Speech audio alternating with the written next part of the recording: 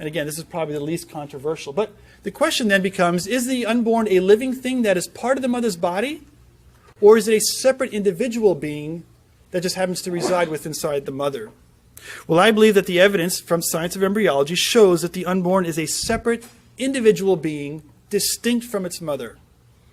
And we know this because the unborn differs from the mother in many obvious ways. So, for example, the unborn has its own unique fingerprints that are different than the mother's. From the moment that it's actually conceived, the fingerprints have been determined.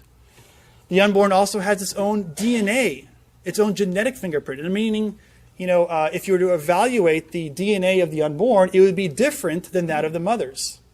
And in forensic science, when we're trying to determine who killed somebody, what do they look at? They look at DNA, don't they? Because they recognize that each person's DNA is unique. And in the case of the unborn, you have a unique DNA genetic fingerprint from the mother. Furthermore, the unborn has its own heart and circulatory system. In fact, if you study embryology, you'll come to find out that the mother's blood and the unborn's blood come very, very close together in the placenta, but they don't mix. Now, what's interesting is if there was some situation where the blood did mix, guess what would happen? The mother's body would mount an immune response against the unborn child. Why? Because it perceives the unborn to be a foreign entity, a foreign body.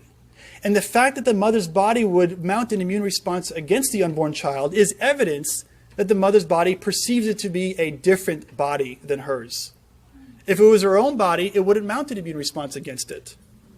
And so again, this is just clear evidence that the unborn is a separate, distinct body living inside the mother. The unborn also has its own brain and central nervous system, its own brainwave pattern, and in fact, the unborn could have its own gender. In fact, one of my